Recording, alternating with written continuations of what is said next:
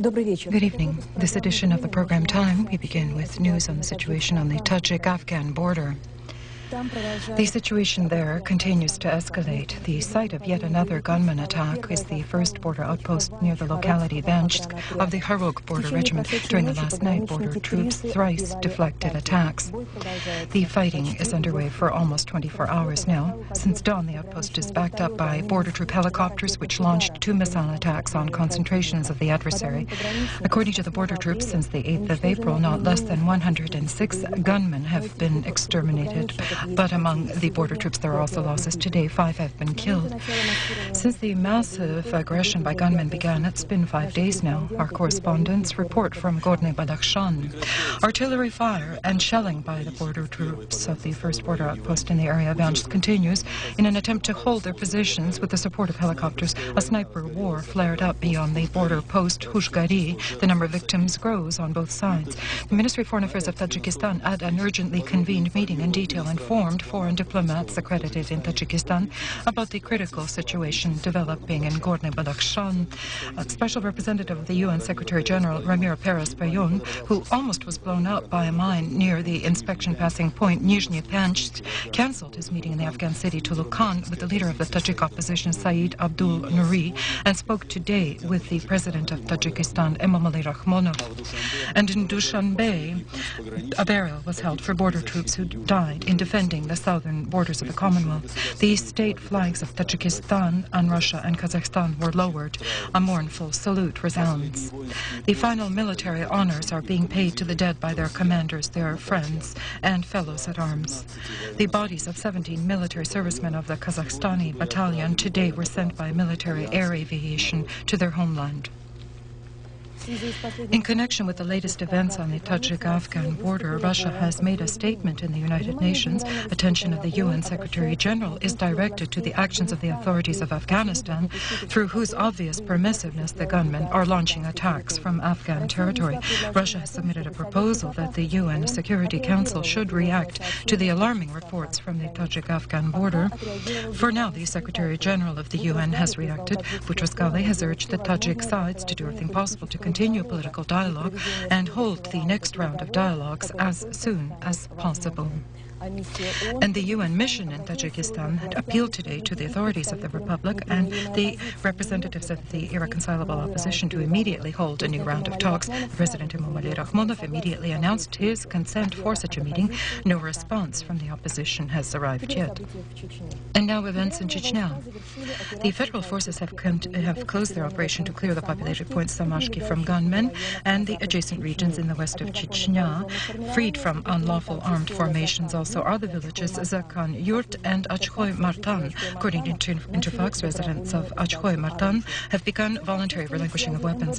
The Center of Public Ties of the Ministry of Internal Affairs of Russia denied news today about the enormous number of casualties among the peaceful point of Samashki. The military cite the following numbers of losses: 130 gunmen died, 134 imprisoned. Among the Russian military, the losses number 14. Among witnesses of fighting to free the village Samashki was also our correspondent Mikhail Zotov. Behind my back is Samashki, which until recently was the major fortified point of the unlawful formations. Today, no one can deny the fact that the defense of the village was planned seriously. Someone within the Abkhazian battalion in Samashki was faithful to dive to the end. Someone took up weapons with a desire to get revenge for relatives who died in December and January. However, it's known that part of the peaceful residents left through the passages in minefields prior to the attack by Russian forces. On the other hand, the fact that the troops did not engage heavy artillery during the severe clashes is confirmed by the telescopic filming of a village from the helicopter. Many residential homes remain intact. At the same time, on this footage, you see that, especially on the peripheral areas, parts of the city buildings were seriously damaged as a result of gun shooting, and some had burned. This is said also by soldiers of the 14th outpost located beyond the village. Well, they're shooting in the northwestern fringe, and there are also flares at night in Samashki, but otherwise everything seems quiet. The outpost is no longer being shot at. That's going on somewhere in the area of the 13th outpost. There is some shooting, but not at us. It's quiet. But they say that they will return. Are there Russian troops in that locality, or did they clear the area and leave? As we know, they cleared the area and left. There was a certain 7th Regiment with 20 to 40 men. Dialogues were underway for 2 days. But at the same time, the population could not convince the gunmen, specifically the Abkhazian battalion, that the weapons be laid down and everything be resolved peacefully. In Samashki proper, there were 31 fortified points and areas, in each of which there were between 6 to 7 gunmen, respectively. The right of the first shot belonged to them, and no matter how sad, we had to enter Samashki in combat. The same film from the helicopter is evidence that on the streets of Samashki there is no movement evident. Small groups of residents with backpacks, evidently having sat out the fighting in basements, are proceeding from Samashki toward the border with Ingushetia. At the same time, the film crew of the program Time can't confirm nor deny the fact that peaceful residents were killed. However, it's known that in this village 150 men were detained who, according to the Ministry of Internal Affairs reports, are being held for administrative purposes. During the battle, according to the same ministry reports, 14 Russian soldiers died. Apart from that, in this footage as well, it's seen that at the time of the filming, the vehicle of the International Red Cross were stopped at the the border post approximately 200 meters from the village. In the west of Chechnya, fighting is not over, but in Samashki, the first train has already arrived. The railway in Chechnya is functioning. About how it is being restored, Alexander Galkin tells us. Today, the frontal train of the railway troops, it's also called the armored train, although the entire defense is only sandbags, passed through the Samashki station and moved onward. According to the deputy commander of the railway forces, the Lieutenant General Zhudinov, the station and amenities in Samashki and Samakali are not destroyed but mined, which indirectly indicates that aviation and heavy artillery dealt no blows to the populated points. The forest to the south of Samashki was hit heavily, where Dudaev gunmen entrenched themselves. After Grozny, Samashki was the most powerful and probably last bastion of the Dudaev formations. Overall, during these days, we have restored and cleared of mines almost 400 kilometers of railway track, approximately 100 buildings and facilities which serve the railway, and around 1,000 wagons of all types were cleared of mines by our mine crews. So accordingly, our mine specialists are of a very high class. They're fine specialists. I think that we will accomplish the mission which was set out for us by the country. Did you sustain losses? We had 1 soldier who died, 3 officers and 3 soldiers injured. This was around Samashki. Today news arrived that 2 more military railway personnel, a soldier and an officer, were injured by snipers in Samashki. But despite this, the southern, shorter tributary of the railway in Chechnya, within a few days, were completely ready to accommodate trains with fuel, construction materials, food for Grozny. On the 20th of April, from Mozdok, the headquarters of the federal forces will move there as well. First Vice Premier Alexis Savets today held a meeting of the State Commission on the Restoration of the Economy in the Social Sphere of Chechnya. Local leadership, with extreme inertia, is dealing with domestic problems. This critical assessment was given at today's session of the State Commission, Restoring the Economy of Chechnya, by the first Deputy Chairman of the Government of Russia, Alexis Savets, noting that for now the clearing of the most damaged parts of Grozny is proceeding quite slowly. Visiting Grozny last week, the first Vice Premier noted the obvious progress made by the Ministry of Roads and Communications, which enabled movement of trains to Grozny, and by the end of April must open up transit from Chechnya to Dagestan. Among obvious accomplishments is establishment of contemporary communication system in the Republic, normalization of functioning of hospitals and schools. Incidentally, the academic year in Chechnya will be extended to August so that students could make up what was lost. Serious complaints during the session, Alexis Savets directed to the leadership of the pension fund, which, according to the first Vice Premier, has not yet succeeded in studying the situation with the population in Chechnya, where many have not received pension for up to 2 to 3 years. They discussed at the session of the State Commission the problem of compensation for destroyed buildings, payment of salaries, organization of transportation communications, restoration of roads. The President, Boris Yeltsin, this morning arrived in Kabardino-Balkaria on a business visit, but this is not the only business aspect in the presidential vacation.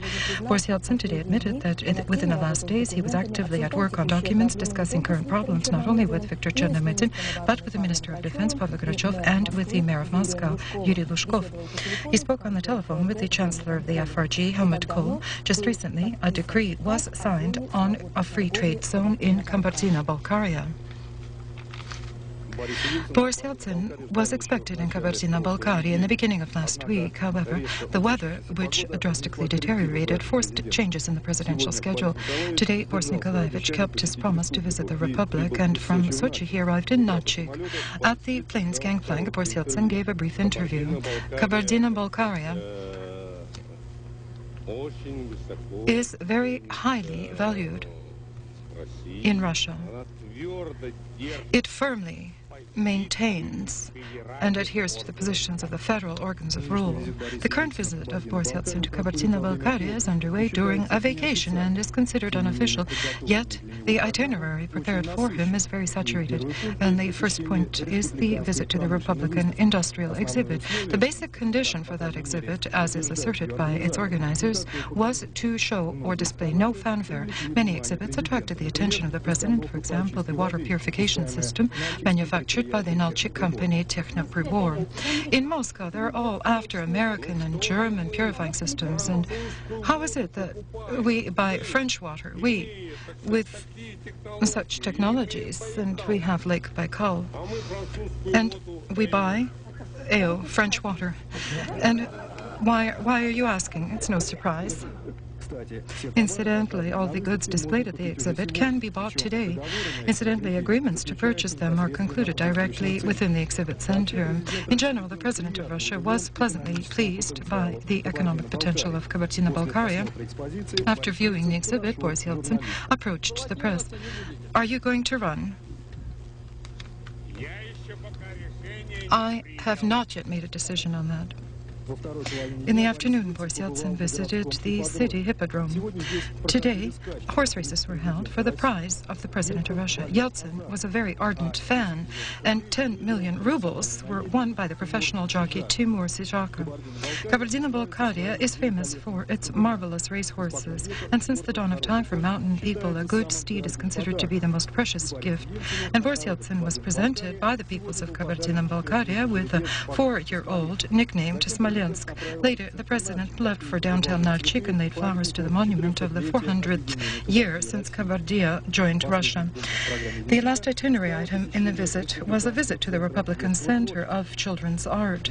From the reserves of the President of Russia toward the creation of a Republican Children's Fund, Boris Yeltsin allotted 5 billion rubles to Kabardino-Balkaria.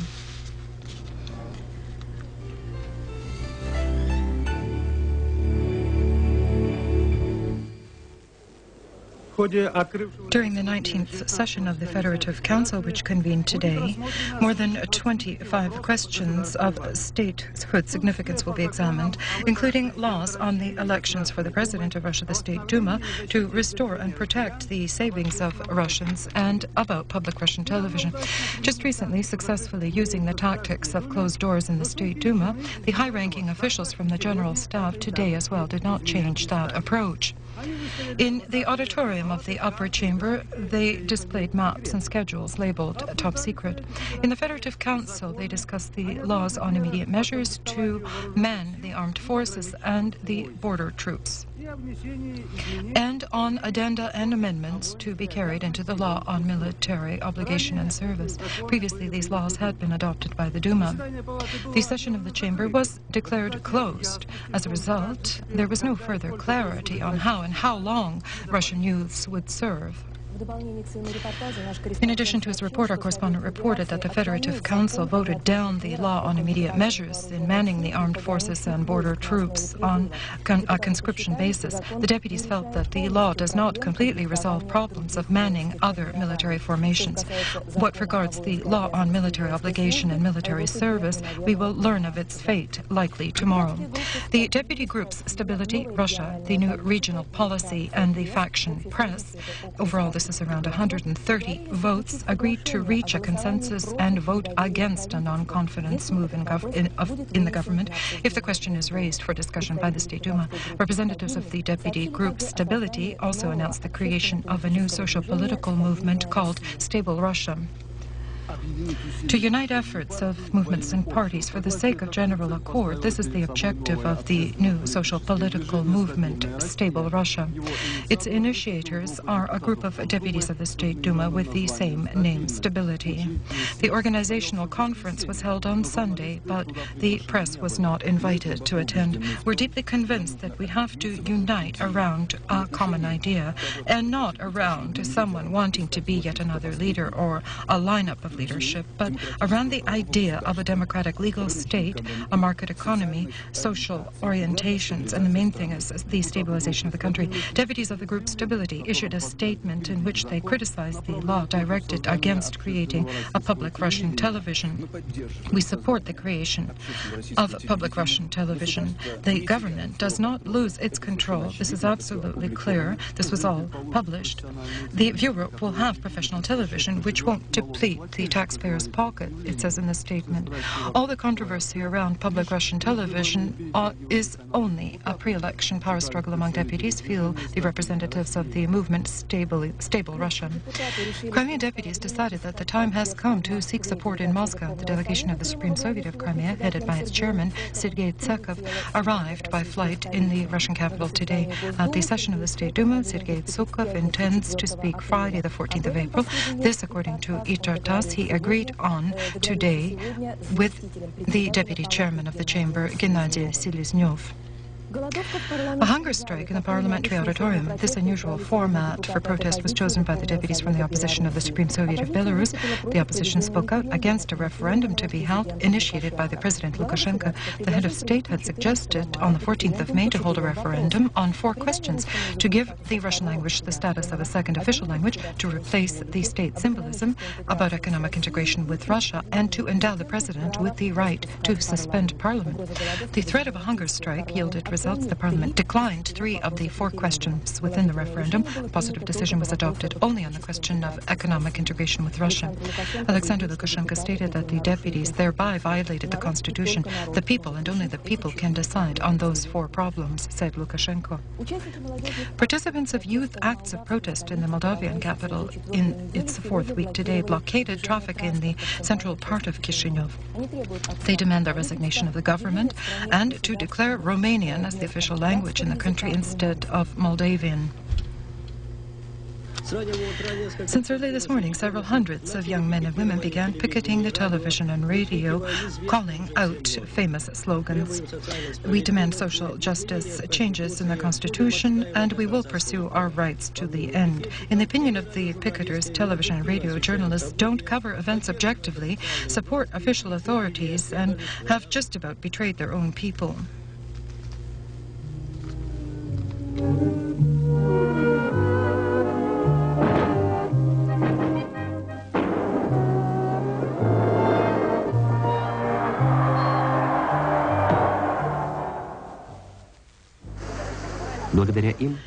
We've been living in peace for 50 years, thanks to them, the soldiers of the Great Patriotic War. Yes, it's known what the price of the victory was, and what now, 50 years later? How do we thank the veterans? The program of celebrating the 50th anniversary of victory was developed by the government. However, to fulfill it, the efforts of the government alone are clearly insufficient. Perhaps benevolence will aid. Veteran and public organizations have created a benevolent fund for the 50th anniversary of victory, and it's headed by the Marshal of the Soviet Union, Sokolov. The aim of the fund is a profoundly humanitarian and patriotic one. Its funds will be directed toward resolving social problems of the veterans of the Great Patriotic War and veterans of labor. In order to carry out functions connected with the celebrations of the historic date, the 50th anniversary of victory, the war veterans will be paid 3 minimum salary installments, medals of 50th anniversary victory will be presented, and of course they'll receive gifts. Incidentally, money transferred to the fund by companies for the first time in Russia will be tax exempt. We turn to all people of goodwill who are not indifferent toward the fate of the veterans of the Great Patriotic War to actively participate in the operation of the fund of the 50th anniversary of victory. Anatoly Chubais today is holding a meeting with the chairman of the Federation of Independent Unions of Russia, Mikhail Shmakov. They're discussing the scheduled day, the 12th of April, of a unified Russia-wide action of the unions. The framework of that action, the unions intend in 74 regions of Russia to hold rallies, demonstrations, and picketing of government buildings. One of the main demands of the organizers of the action is to pay out the debt on salary. The reasons for the fuel energy crisis in Primorye will be investigated by a state commission which arrived today in Vladivostok. It's headed by the Minister of Fuel and Energy of Russia, Shafranik, and the General Director of the company, Rosugo, Russian coal, Yuri Malyshev. Shafranik immediately traveled to Partizansk, today's hottest point of the region. The miners in that city are on strike since the 6th of April, demanding payment of salary. It's already clear that the delay is the fault not only of the federal authorities. Today it became clear that because of the misappropriation committed by the joint stock company Primorsk-Ugo of funds from the federal budget, a criminal case has been launched. Basis for it was an audit conducted by the Treasury, during which the diverting of more than 1 billion rubles was discovered. This money was used for making founders' dues or contributions to various commercial entities. Seamen of the Murmansk shipyards began their spring-summer navigation to the Arctic. Current season promises to be difficult, and not in the sense of icebound waters, but in the sense of financing shipments of cargoes. The seamen are forced to seek funds from their meager budget to repair icebreakers and ships. The seamen are worried about the planned reorganization of the Oceanic Meteorological Services in the Arctic. Because of the absence of funds, the system which supplies the ships with meteorological forecasts is collapsing, and the shipyards are forced to set up their own departments, which will have to do that. During this navigational season, and it has already begun, oil workers of Nimal will have to be supplied with necessary equipment and, as always, supply the Norilsk geological metallurgical plant with all the necessities and carry back ore, and also work in the eastern part of the Arctic. Tomorrow, the Federative Council should review the law on indexation of the population's deposits adopted recently by the State Duma, but whether the law is ratified or not, the problem of compensating the citizens for their deposits will not be resolved this way. That's the opinion of the Minister of Finances. The matter is that this is a populist law which was adopted contrary to all normal logic, the normal economic condition of the country. It's a populist law in the advent of elections. It costs 500 trillion rubles. I'll compare two figures, 500 trillion rubles and 163 trillion rubles, the entire revenue of the budget for 1995. That is, it's 3 times more than the annual budget of the Russian Federation. In order to realize that law, even if we directed up to 5% of the revenues of the budget to realize this law, we would take longer than 50 years. The government and the Ministry of Finances is not against compensating losses to people permitted by the government in 1992. We must compensate them, that's no question. But these issues must be approached in resolving them in such a way so as to provide a real compensation to people for that which they lost. The acting chairman of the Central Bank of Russia, Tatyana Paramonova, stated that the question of handing over to a consortium part of the shares of leading companies belonging to the state will be resolved in the end of the month. Bankers have offered in exchange for temporary usage of the state package of shares to provide the government with a credit in order to cover the deficit within the state budget. This statement Tatyana Paramonova made today in London at the session of the European Bank of Reconstruction and Development. For 4 years, politicians and businessmen from the east of Europe are visiting the headquarters of the European Bank of Reconstruction and Development in London as pilgrims to Mecca. They gather to seek mercy here from the investment capital, which, according to the bank's bylaws, is called to alleviate the transit from a command economy to capitalism. At the current bank session, there are no fewer seekers. The bank has in its accounts more than $12 billion, and half has already been designated. To divide the rest of the pie equally, given the growing tightness of the basic bank stockholders, including the United States, is almost unthinkable. Therefore, one of the main aims of the session was to define for the near future investment priorities in the sense of geography and projects. Russia remains in the focus of efforts of the European Bank of Reconstruction and Development. The president of the bank, Jacques de la Rosière, noted the significance of creating in Russia 11 regional funds with Western shareholder capital participating, a fund for small and private business, among whose clients leading in the sense of trustworthiness as Nizhny Novgorod. All this is well, but it barely answers the appetites of Russian reforms. The acting head of the Central Bank of Russia, Tatyana Paramonova, urged that apart from the current joint programs, private investments into the infrastructural projects be added, and not counting simply on guarantees of the government of Russia, but to consider alternative terms for issuing loans and other guarantees. It's no wonder the Prime Minister of Great Britain, John Major, who incidentally has emphasized his desire to visit Moscow next month, suggested that Western markets be open to goods from the East. Now, when the Iron Curtain of Cold War collapsed, he noted, one cannot re-erect another curtain except for an economic one. And therefore, possibly there is hope that after the current London session, the two-way traffic road will become broader. The coming night for Russian cosmonauts who are currently in space promises to be full of concerns. In 1 hour, on the night of the 12th of April, the transport cargo ship Progress should dock on the station Mir. The cargo ship will deliver to Mir food, fuel, and gifts for the space program day. Comrades, I would like to offer you deep gratitude for your marvelous labor. I think that not only one space path, but many more will begin, which was paved by your wisdom and your golden hands. Man has demonstrated his potentials and demonstrated that he is capable of truly accomplishing interplanetary flight. Because what Valera accomplished is, in essence, a situation when we can already prepare for flight to Mars.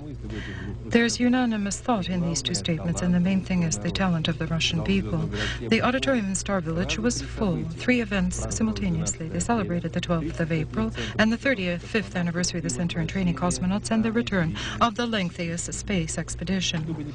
No matter what is written or said about them, they are unique people in the sense of heroism. And so the homeland recognized their feat. The President Yeltsin signed a decree to award Valery Polyakov with the titles Hero of the Russian Federation, and the commander of the ship, Alexander Viktorenko, was awarded with the Order for Services before the homeland. We congratulate them.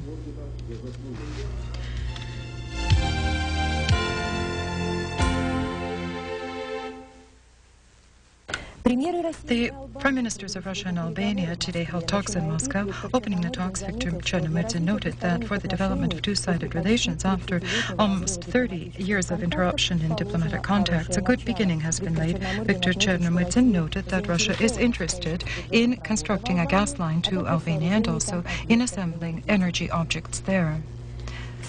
Today in Cairo, the Palestinian leader Yasser Arafat met with the President of Egypt, Hosni Mubarak, in order to discuss ways and means to curb all forms of terrorism and violence in the areas of Palestinian autonomy. And today in Gaza, a crossfire occurred between Palestinian police and Hamas gunmen. 150 people have been arrested. Simultaneously in the Gaza sector, the Palestinian court for the first time sentenced an Islamic gunman to 15 years in prison. He had been recruiting suicide fighters from among Palestinian children and youths. Ministers of Foreign Affairs of the European Union countries welcomed the withdrawal from northern Iraq of 3,000 Turkish military personnel who were involved in the operation against the Kurds. However, the EU feels that that is still insufficient and demands the immediate and full withdrawal of all Turkish forces. On that topic, the commentary from our program. First of all, we must note that the operation itself, the steel blow for Ankara, is a forced measure. After the well-known Desert Storm operation in 1991, northern Iraq was cleared of the Saddam Hussein forces, and there, according to the UN resolution, a free zone for Kurds was established, protected by the aviation of Western countries. There, 3 million Kurds settled, and now this region, the gunmen of the Kurdish Labour Party, who underwent combat training in Lebanon camps, are using for terrorist actions against Turkey. They're conducting aggressive raids onto Turkish territory, organizing explosions and murders, attempting to sow fear and panic among city and villages residents.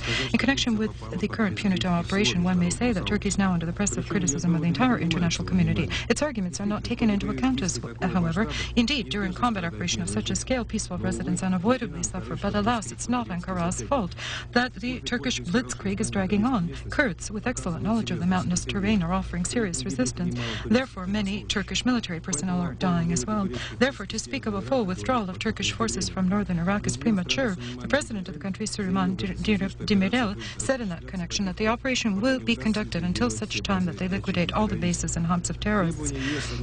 The EU demand of the immediate and full withdrawal of Turkish forces from Iraqi Kurdistan was not a surprise to anyone, but in that connection a legal question arises. What can it offer Ankara in exchange? Words on the impermissibility of terrorism or defense of human rights today are abundant in the world, and Turkey, to protect its own population, prefers to act. And so where is the real way out of this vicious circle? Powerful explosion rang out today in the center of Istanbul. In a multi-story garage, a car with a large quantity of dynamite blew up. By fortune, no one suffered, but tens of cars burned. Responsibility for this terrorist act was assumed by one of the banned leftist groups. The American Secret Service and the Ministry of Internal Affairs of Russia announced their intention to unite their efforts in fighting organized crime. Our correspondent reports from Washington that the main objectives of attention will be economic crimes and counterfeiting. The world is crowded for criminals as well. Russians, apparently, are already accessing databases of American companies, and all of this is sitting at perhaps such a computer, but in a Moscow apartment. American scam artists steal fictitious contracts in Russia and remove money and raw materials from the country. They steal whatever is being sold. A specialist investigating economic crimes in the Ministry of Internal Affairs, Boris Tereshchenko, says that from Russia, $1.5 to $2 billion monthly is pumped abroad. And so for a long time in America, and now in our country, credit cards are available, cellular digital communications. As in America, banks and telephone companies become victims of technically literate criminals. The American Secret Service has experience. Founded 130 years ago, it's known to the public at large mainly through protection of presidents. They were first to provide security for Theodore Roosevelt in 1901. Everyone's favorite Kennedy, they didn't manage to keep safe. In other cases, they were more successful. However, from the very first steps, the Secret Service dealt with counterfeiters. In 1866, they caught the famous William Breaker, who counterfeited government bonds. Today, the laboratory of the Secret Services analyzes paper and inks which are used in counterfeiting Russian rubles. They hope to track down the printers of counterfeit dollars in Russia and abroad. At a press conference in Washington, it was emphasized the Ministry of Internal Affairs and the American Secret Service have common interests. The agents of the American Secret Service will possibly soon be in Moscow as well. As we learned, talks on opening a branch are underway. This is in addition to the already functioning Moscow FBI Bureau. For now, there are no branches of our law enforcement in America. In the Beijing hospital at the age of 90, Chen Yung died, a politician who was named the main opponent of Deng Xiaoping and the most influential revolutionary of the old generation after the Chinese patriarch. A native of Shanghai, Chen Yung, just as Deng Xiaoping, belonged to the so-called Eight Immortal, an elitist group of Chinese veterans. With the departure from the political arena of the old Chinese guard in the country, there is more discussion of the question of successors to power. Smiling, Deng Xiaoping and the president of China, Jiang Zemin, peering out respectively from behind the patriarch. This picture, duplicated on thousands of banners and calendars, is one of the latest innovations of the party press. Without hints or cryptic statements, clear agitation implies to the masses who, after Deng Xiaoping, will lead them to the socialism of the Chinese type. The panel entitled Joy and Tranquility, which is mellifluence with the replica of Mao Zedong, with which he at one time blessed his successor. If matters are in your hands, I'm calm.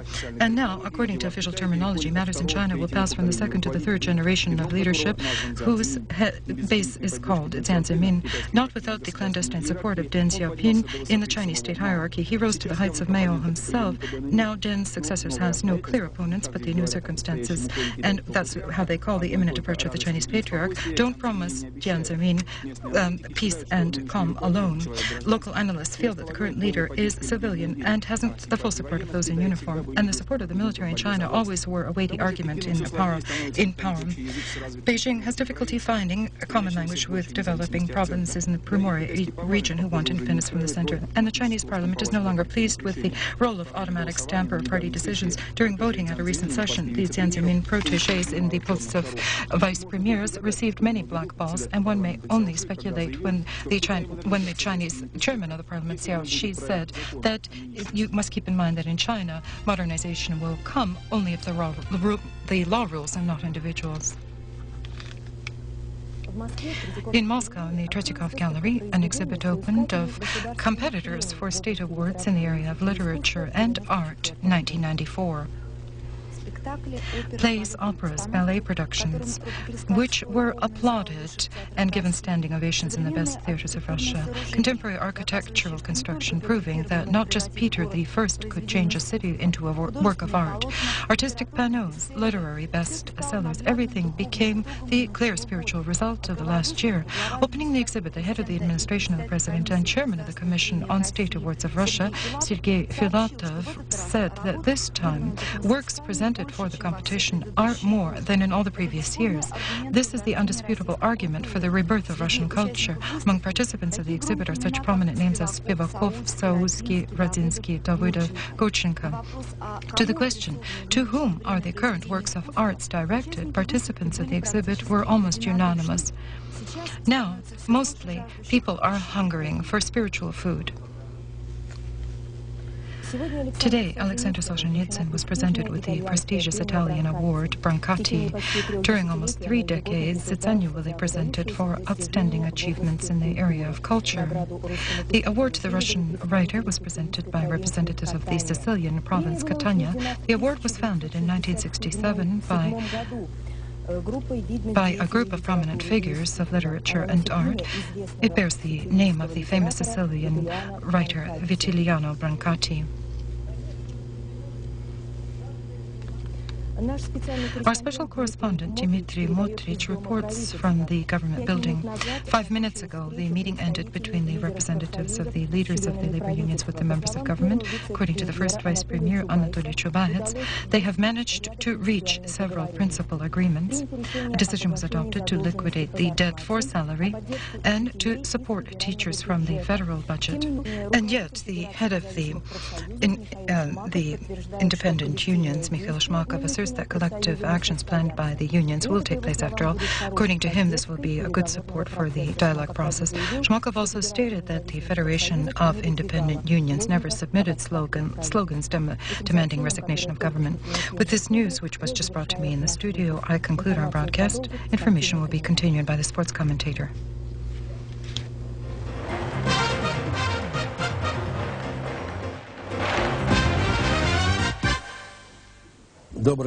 Good evening, friends.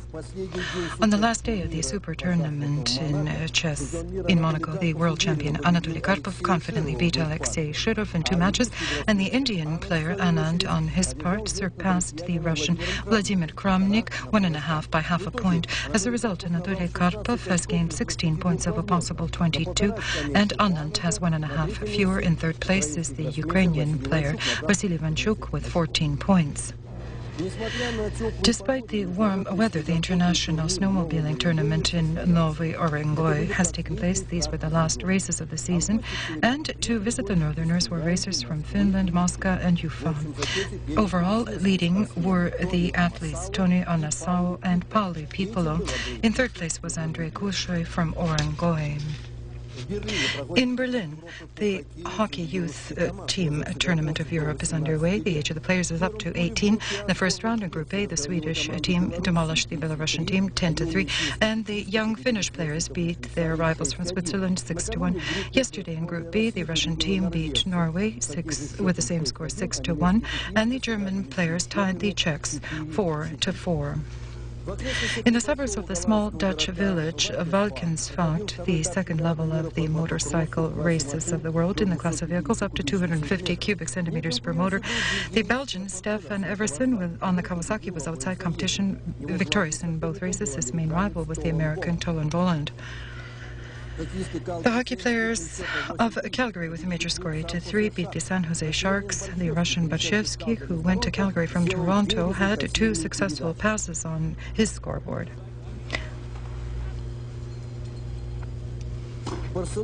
In Barcelona, the tennis tournament opened with a purse of $900,000. Yesterday, the Euphemian Andrei Cherkasov was successful, beating the Frenchman Gerard Soulier in 2 sets in the second ring. Evgeny Kapnikov from Sochi beat the Australian Froningen. The Spaniard Javier Sanchez in 3 sets beat the Kievan Andrei Medvedev.